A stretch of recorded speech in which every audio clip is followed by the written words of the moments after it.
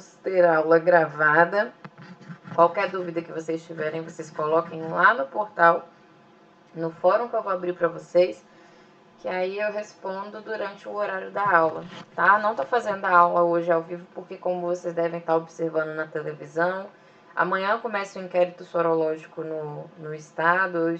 Eu sou uma das supervisoras de campo desse inquérito sorológico. Hoje eu me desloquei para outro município, amanhã também eu vou para outro município para fazer inspeção sanitária, além de ficar de sobreaviso por inquérito, então eu estou muito atolada. Aí eu sei que vocês preferem aula ao vivo, online, só que hoje eu realmente não tenho condições de fazer. Então eu vou dar aula de sistema endócrino dessa forma, gravada, mas que é uma aula rapidinha, que é muito tranquila. O material eu já coloquei para vocês lá no portal do aluno, tá? Tá lá em materiais de apoio. Vocês podem consultar lá. E aí, qualquer dúvida, vocês me perguntem no fórum, que assim que possível eu respondo. Então, o que é o sistema endócrino, né? Para vocês conseguirem compreender o que é o sistema endócrino, tem que compreender alguns conceitos, como o conceito de excreção, secreção, o que é uma glândula, o que é de fato o hormônio. Excreção significa o processo de eliminação de produtos metabólicos residuais do corpo. Então, tudo que sai do corpo é excreção. Secreção é produção e liberação de uma substância fisiologicamente ativa por uma célula ou glândula. Então, se sai de uma glândula ou uma célula, é secreção e não excreção, né? Como, por exemplo, nós temos, que vocês já conhecem, já desde o ensino fundamental, a glândula sudorípara, que é a glândula que emite suor, elimina suor. Emite não, perdão. Que elimina suor. Então, ela secreta suor, ela não excreta suor. Suor não é um produto metabólico residual, não é um resto que o corpo não quer mais. Agora, quando a gente vai falar da urina, por exemplo, que o corpo elimina também, aí é excreção de urina. Glândula é uma célula, um tecido, um órgão que tem a função de elaborar certas substâncias que são usadas em outras partes do organismo. E aí nós temos as exócrinas e as endócrinas. Exócrinas secretam produtos em dutos que vão em cavidades corporais, como uma luz externa na superfície do órgão. Igual a glândula sudorípara, ela secreta de dentro para fora, né? Então tem uma cavidade corporal exócrina. Endócrina, endo é dentro. Então é uma glândula que vai secretar produto, hormônio no líquido intersticial, onde vai se difundir em capilares, veias por todo o corpo. Endócrina dentro, exócrina fora. E hormônio é a secreção de células endócrinas que altera a atividade fisiológica da célula-alvo do seu corpo. Então, se é uma secreção de uma célula endócrina que secreta dentro, e essa secreção vai fazer alguma atividade fisiológica, vai alterar alguma coisa no corpo, é considerada hormônio. Né? E aí, ó, o exemplo de glândula exócrina e glândula endócrina. Isso aqui é uma célula secretora. Se tem um ducto para o meio externo, ela é exócrina. Se não tem ducto para o meio externo, só tem no meio interno, ó, ela é endócrina. Exemplos de glândulas que a gente tem: salivares, a hipófise, a glândula tireoide, as glândulas digestivas, paratireoide, sebáceas, suprarrenais, sudoríparas, pineal. E aí na aula de anatomia a gente só estuda o que é e os nomes. A função vocês vão ver lá na fisiologia humana.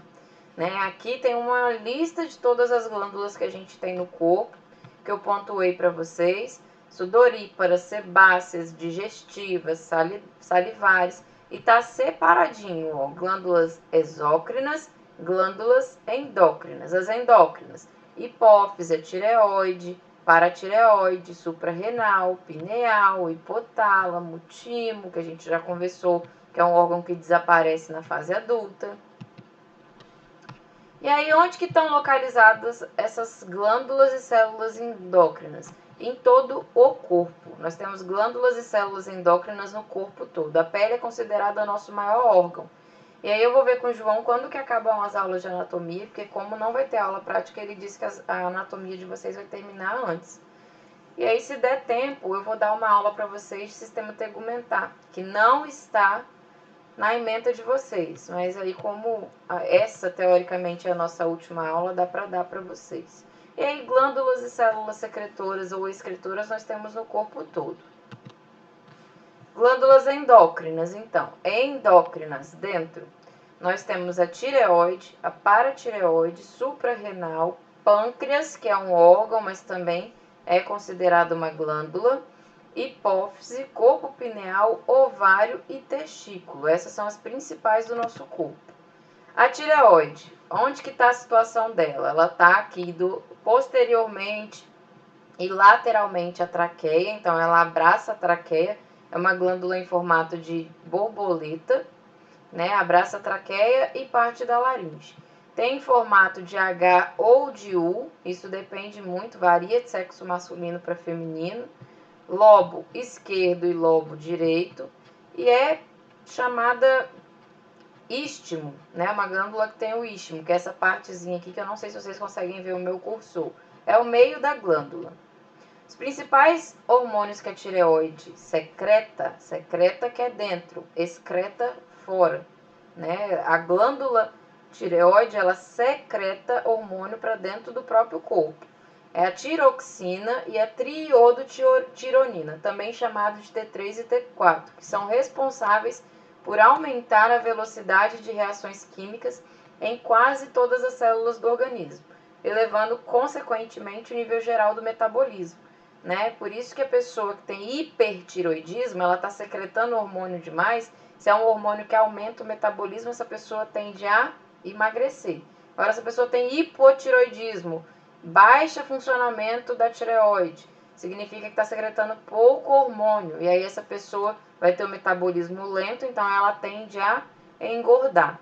E a tireoide também é responsável por secretar a calcitonina, que é responsável por promover a deposição de cálcio nos ossos, diminuindo assim a concentração de cálcio no líquido extracelular, que é extremamente importante para as funções fisiológicas, principalmente do sistema cardiovascular. Vocês vão ver lá a liberação de bomba de sódio e potássio e vão conseguir compreender na fisiologia humana como é que funciona esse mecanismo fisiológico de contração muscular cardíaca.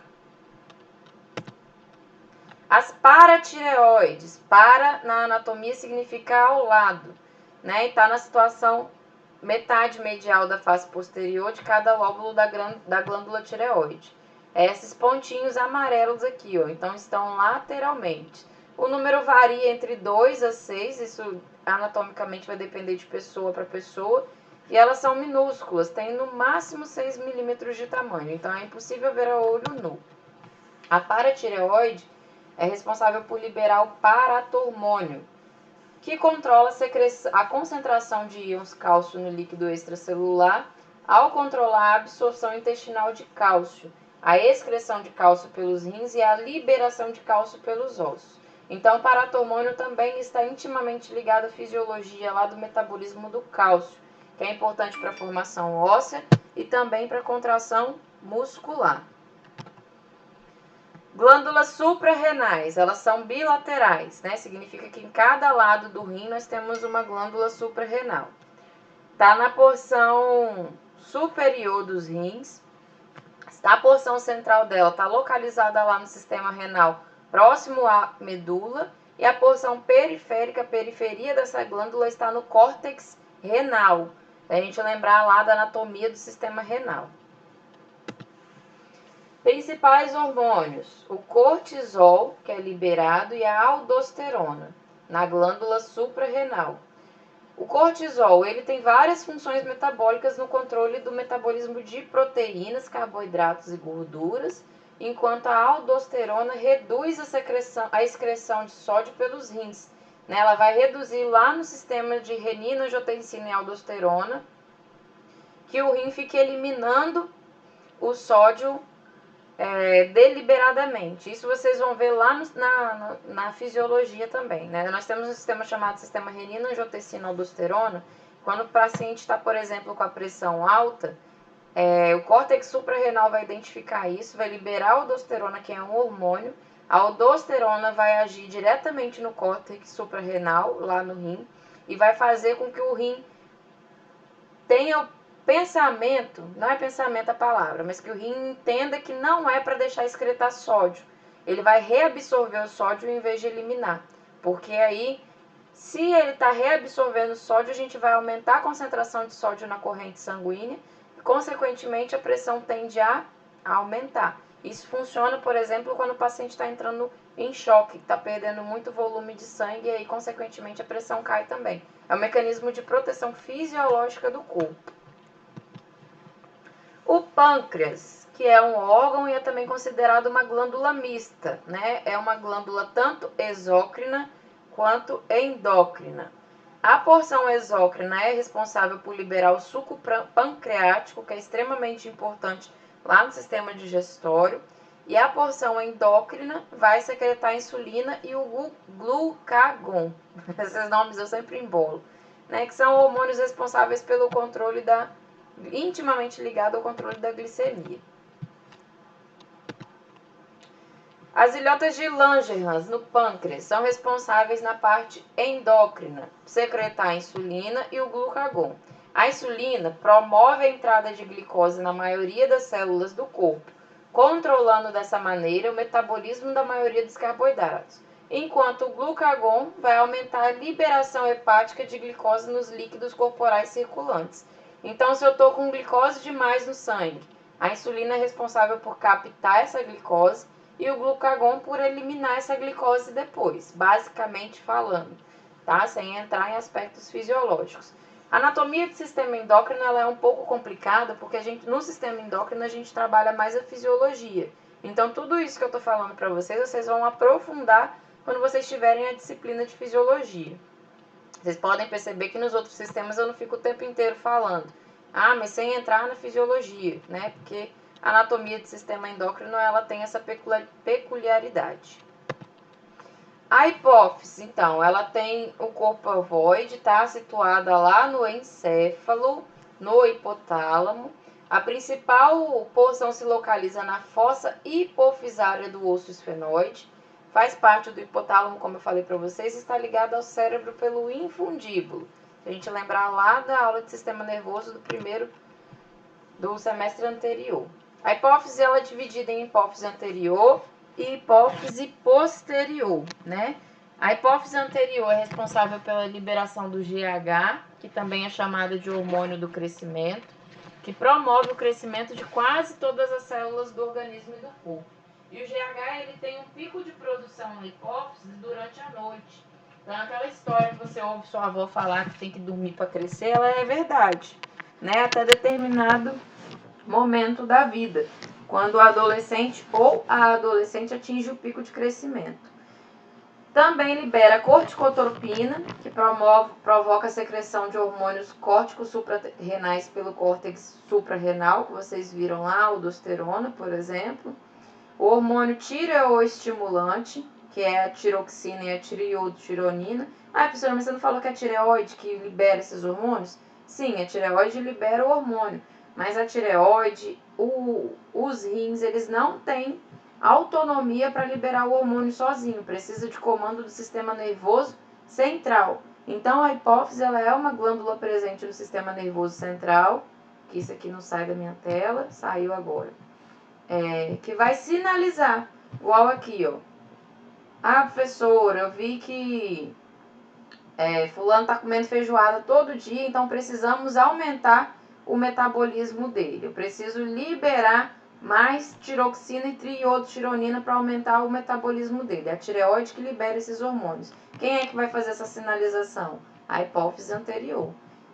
Hormônio luteinizante, que é o responsável pela ovulação feminina, e a prolactina, que desenvolve as mamas e a secreção de leite. A posterior é responsável por liberação do ADH, também chamado de hormônio antidiurético ou vasopressina, que é um hormônio que ele inibe a diurese, né? Ele é antidiurético, ele causa retenção de água pelos rins. Né? Lembra lá que eu já dei o exemplo para vocês da cerveja? Qual é o problema da cerveja? Que todo mundo que bebe fala, depois que foi no banheiro a primeira vez, vai sempre. Né? Por quê? Porque a cerveja ela tem a propriedade de inibir a liberação do ADH. E aí, se não tem o hormônio antidiurético circulante na corrente sanguínea, o rim não vai ficar retendo água, ele vai ficar liberando o tempo inteiro. Então, é por isso que chega um certo momento que a pessoa bebe cerveja, ela vai no banheiro toda hora, porque ela não consegue reter esse líquido mais. E a hipófise posterior também é responsável por liberar ocitocina, que vai provocar a contração do útero durante o parto. O corpo pineal, também chamada de epífise, né? Faz parte do diencéfalo e está ali abaixo do corpo caloso. O corpo caloso é aquela parte do encéfalo que faz a união entre o hemisfério direito e esquerdo do encéfalo. Ovário também é considerado uma glândula secretora, uma vez que vai produzir gametas no final da puberdade, além de produzir hormônios femininos, e na velhice eles tendem a diminuir de tamanho após o período de menopausa. Os principais hormônios do ovário: estrogênio e progesterona. O estrogênio estimula o desenvolvimento de órgãos sexuais femininos, como mamas e várias características sexuais secundárias, como o tamanho do clítoris, por exemplo, enquanto a progesterona estimula a secreção do leite uterino pelas glândulas endometriais do útero, né? Ajuda a promover o desenvolvimento do aparelho secretor das mamas. Testículo, também é considerado uma glândula do sistema endócrino. Ah, professora, por que a gente não viu sobre o testículo direito lá no aparelho reprodutor? Porque na anatomia ele é mais considerado uma glândula do que um órgão, uma vez que ele é responsável por produzir espermatozoides. Geralmente são 2, exceto que o paciente tenha tido algum problema que ficou apenas com um testículo, né? Se vocês assistiram as lives que está tendo por aí, a live do Bruno e Marrone, o Bruno entregou que o Marrone tem um testículo só. Isso pode acontecer. Em geral, o esquerdo fica no nível inferior ao direito, isso é só um desvio anatômico. Revestimento por uma túnica, a albugínea que a gente fala, que é uma camada de proteção. Nós temos diversos lóbulos no testículo, o mediastino, que é o meio, túbulos seminíferos contorcidos, retos, rede testicular e ductos eferentes. Daqui para baixo, túbulos seminíferos, contorcidos e retos são responsáveis por levar o espermatozoide até o momento da ejaculação. E a rede testicular é a rede de capilares sanguíneos que vão inervar o testículo para aporte sanguíneo e oferecimento de oxigênio.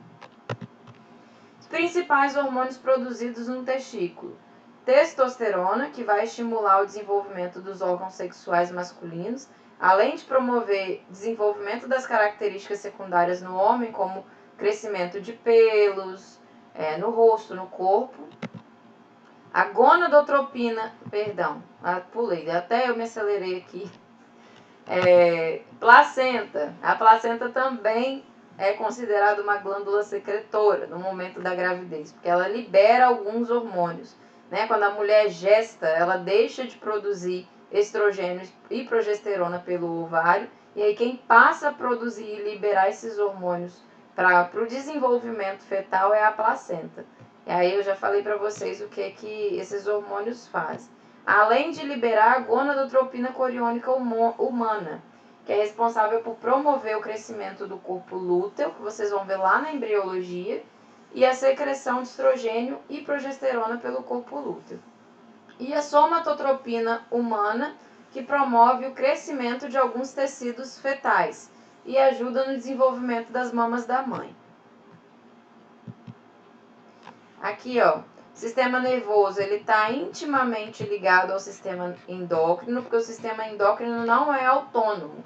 Para cada secreção, cada excreção de cada hormônio, glândula ou célula dessa, como eu falei para vocês, precisa de um sinal do sistema nervoso. Os dois sistemas agem de maneira integrada, garantem a homeostase do organismo, que é o equilíbrio corporal, tornando-o operacional para se relacionar com o meio ambiente. E aí algumas doenças da hipófise, como o nanismo, né, que é a baixa secreção do GH, que aí a pessoa não consegue ter o hormônio do crescimento e por isso ela não consegue se desenvolver. Gigantismo, é muita liberação do GH, que vai causar o crescimento anormal dos ossos. aqueles indivíduos com mais de 2 metros de altura. E o diabetes insípido, né, a pessoa fica urinando constantemente porque acaba afetando os receptores do ADH, que é a vasopressina, o hormônio antidiurético. Mais distúrbios, glândula tireoide, eu falei para vocês já sobre hipotiroidismo e hipertiroidismo, né? E a paratireoide, a deficiência de cálcio. E aí, despolarização de neurônios e fibras musculares causavam espasmos. Acontecia muito antigamente das pessoas adquirirem o que a gente chama de bócio endêmico por conta de desequilíbrio na paratireoide. A paratireoide ela não conseguia regular bem a bomba de sódio-potássio, né, pela falta de um íon extremamente importante, que é o íon iodo.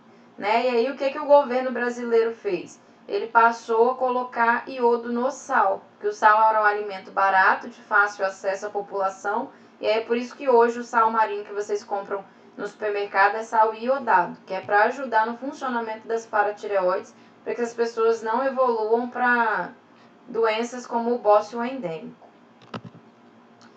Das ilhotas pancreáticas, alguns distúrbios, diabetes, né, que a gente tem do tipo 1 e do tipo 2, está intimamente ligada à incapacidade de produzir insulina. E aqui tem um mapa mental prontinho já para vocês. Então, printa a tela. Aliás, não precisa printar a tela, porque eu vou botar os slides no portal para vocês, né? Faz um rascunho no caderno, estuda, tira dúvida e responda as questões de fixação de conhecimento. Por que, professora, que eu tenho que responder? Porque é só fazendo o exercício que eu consigo ter dúvida. Então, não deixa o conteúdo passar porque vocês estão em casa, não. Tá bom? Aproveita e se dedica ao estudo ao máximo, que vocês vão precisar. Questões de fixação começa aqui, termina aqui. Essas foram as minhas referências. E aí, na semana que vem, não vai ter inquérito, eu vou estar muito tranquila e aí a gente faz a aula ao vivo como a gente tem feito. Tô morrendo de saudade de vocês. Um grande beijo, um feliz dia do enfermeiro para todos nós.